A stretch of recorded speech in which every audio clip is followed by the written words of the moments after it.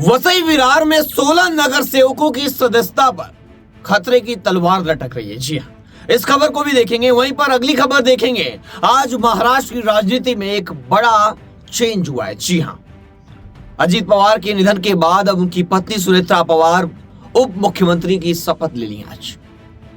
वहीं पर देखेंगे क्या दोनों एनसीपी एक हो सकती है। वहीं पर अगली बड़ी खबर, जहां मुंबई लोकल में 3 लोगों की मौत हो गई है। आइए देखते हैं मुंबई स्पेशल एपिसोड में एक एक करके सभी महत्वपूर्ण बड़ी खबरें। पहली बड़ी खबर, अजीत पवार की पत्नी सुनेत्रा पवार शनिवार को महाराष्ट्र की पहली महिला डिप्टी सीएम बन गई। राज्यपाल आचार्य देवव्रत ने लोकसभा में सुनेत्रा को शपथ दिलाई।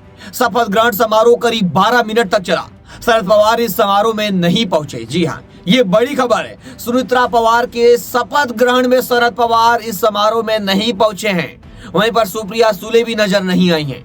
वहीं इससे पहले दिन में एनसीपी विधायक दल और विधान परिषद सदस्यों की विधान भवन में बैठक बुलाई गई थी, जिनमें सुनेत्रा को पार्टी नेता चुना गया था। वहीं पर शाम को शपथ दिलाई गई। वहीं पर सुनेत्रा पवार अजीत पवार के निधन के 4 दिन बाद ही शपथ ली है। इस पर भी अब राजनीति तेज हो गई है। महाराष्ट्र में सुनेत्रा पवार के उप मुख्यमंत्री पद की शपथ को लेकर सियासी घमासान हो गया है। शिवसेना यूबीटी के नेताओं ने अजीत पवार की मौत के महज 4 दिन बाद शपथ ग्रहण को लेकर सवाल उठाए हैं। पार्टी प्रवक्ता आनंद दुबे ने इसे नैतिकता से जुड़ा मुद्दा बताते हुए जल्दबाजी पर आपत्ति जताई है। वहीं पर संजय राउत ने कहा कि महाराष्ट्र अभी शोक में है और बीजेपी पर मृतकों की राजनीति करने का आरोप लगाया कि बीजेपी मृतकों के ऊपर राजनीति कर रही है। वहीं पर राज्यसभा सांसद प्रियंका चतुर्वेदी ने संकेत दिया है कि महायुति सरकार में साझेदारी के चलते बीजेपी का दबाव हो सकता है। हालांकि उन्होंने सुनेत्रा पवार की उप मुख्यमंत्री बनने का स्वागत करते हुए कहा कि वो राज्य की पहली महिला डिप्टी सीएम होंगी। अजीत पवार के निधन के 4 दिन बाद शपथ लेने पर कई लोगों के बयान सामने आ रहे हैं। इस पर संजय राउत ने तीखी प्रतिक्रिया दी और बीजेपी पर आरोप लगाया है। वहीं अगली बड़ी खबर की ओर बढ़ते हैं। अगली बड़ी खबर है वसई विरार से। वसई विरार की राजनीति से इस वक्त एक बड़ी खबर आ रही है। आपको बता दें, वसई विरार में 16 नगर सेवकों की सदस्यता पर अयोग्यता की तलवार लटक गई है। जी हाँ, आपको बता दें, वसई विरार में 16 नगर सेवकों की कुर्सी खतरे में है। वसई विरार महानगर पालिका चुनाव में जीत का परचम लहराने वाली बहुजन विकास अघाड़ी के लिए मुश्किलें खड़ी हो गई है। निर्वाचित 16 नगर सेवकों पर आरोप है कि उन्होंने चुनाव के दौरान नियमों की धज्जियां उड़ाई और जनता व चुनाव आयोग से सच छिपाया। भाजपा नेता नितिन ठाकुर की याचिका के बाद अब सबकी निगाहें 5 फरवरी को होने वाली अदालती सुनवाई पर टिकी है। आपको बता दें, इन नगर सेवकों पर आरोप है कि उन्होंने नामांकन के समय अपने आपराधिक मामलों और अवैध निर्माण और संपत्ति से जुड़ी जानकारी जानबूझकर छिपाई। वहीं पर चुनाव प्रक्रिया पर सवाल खड़े हो रहे हैं। याचिकाकर्ता नितिन ठाकुर का दावा है कि पूरी चुनाव प्रक्रिया भ्रष्ट तरीके से पूरी की गई और निर्वाचन यंत्रणाओं ने नामांकन पत्रों की जांच में पारदर्शिता नहीं बरती। वहीं कानूनी प्रावधान, महानगर पालिका अधिनियम की धारा 90(1)(ड) के तहत, वहीं धारा 96(ड) के तहत यदि कोई उम्मीदवार जानकारी छिपाता है तो उसे अयोग्य घोषित किया जा सकता है। वहीं पर अब कई नगर सेवकों की लिस्ट आ गई है। आइए उनका नाम बताते हैं आपको।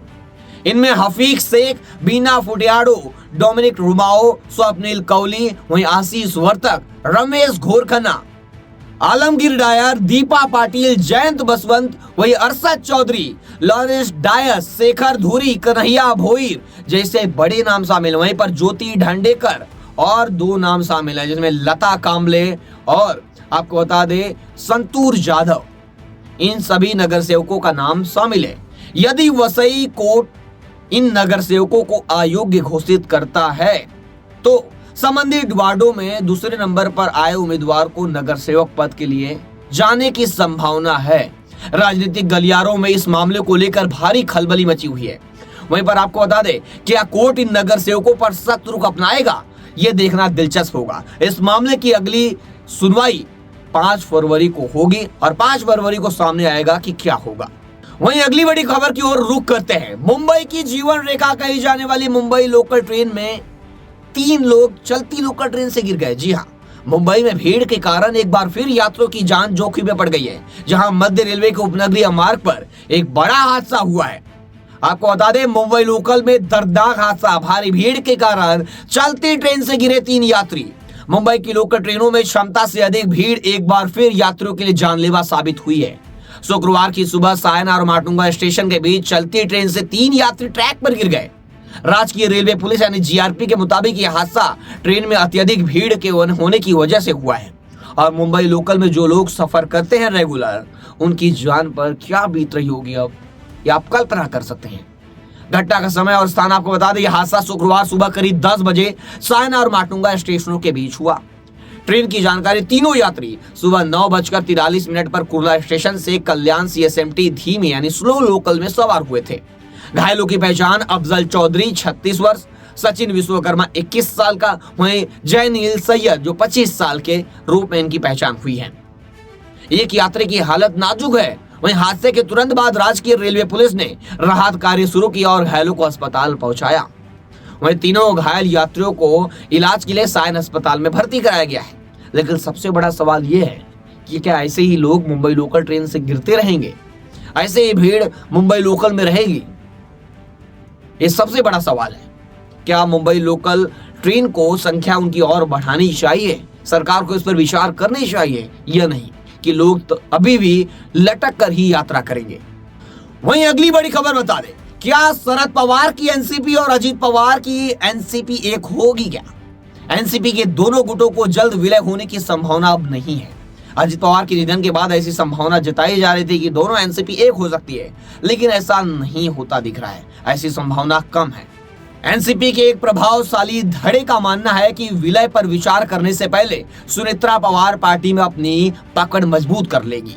यह घटनाक्रम महत्वपूर्ण है क्योंकि शरद पवार के नेतृत्व वाला गुट शीघ्र विलय के लिए दबाव बना रहा है, यानी जल्दी ही एक हो जाए। उसका दावा है कि अजीत पवार और एनसीपी गुट दिसंबर में ही विलय की घोषणा करने वाले थे। शीघ्र विलय का मतलब ये हो सकता है कि सुनेत्रा पवार के उप मुख्यमंत्री बनने के बाद भी वे पार्टी पर अपना नियंत्रण नहीं रख पाएगी, क्योंकि पार्टी के कामकाज की बागडोर शरद पवार के हाथ में होगी। जाहिर तौर पर सुनेत्रा पवार खेमे को यह बात मंजूर नहीं है। मानिक राव कोकाटे बोले, हम सुनेत्रा पवार के साथ भविष्य की स्थिति का अंदाजा तब लगाया जा सकता है जब पूर्व मंत्री और एनसीपी विधायक मानिक राव कोकाटे सुनेत्रा पवार को पार्टी का नेतृत्व सौंपने के लिए अपना समर्थन दे रहे हैं। कोकाटे ने कहा, दादा अजीत का उत्तराधिकारी उनके परिवार से ही होना चाहिए। पार्टी का नेतृत्व करने के लिए हम किसी और के बारे में सोच भी नहीं सकते। मुझे नहीं लगता इस बारे में किसी चर्चा की जरूरत है। हम सभी सुनेत्रा पवार के साथ खड़े रहेंगे। वहीं अजीत पवार खेमे में के एक एनसीपी नेता ने कहा कि वे विलय के विचार के खिलाफ नहीं है, लेकिन ये उचित समय पर होना चाहिए। उन्होंने कहा कि विलय होने पर पार्टी के फैसले कौन लेगा? क्या यह सुनेत्रा पवार लेगी या शरद पवार? ये स्पष्ट है कि वरिष्ठ पवार की बात ज्यादा सुनी जाएगी। उन्होंने आगे कहा, यह याद रखना जरूरी है कि अजीत पवार और शरद पवार के बीच लड़ाई इस बात को लेकर थी कि पार्टी पर किसका नियंत्रण होना चाहिए। यही वजह है कि एनसीपी में फूट पड़ी और ऐसा लगता है कि यह सिलसिला अभी भी जारी है। हालांकि उन्होंने यह भी कहा कि पवार परिवार एकजुट है और अंतिम फैसला सुनेत्रा पवार ही लेंगे। इस पर आप लोगों की क्या राय है? कमेंट करके जरूर बताएं। ऐसे लेटेस्ट खबरों के लिए देखते रहे हमारे साथ मेट्रो सिटी समाचार।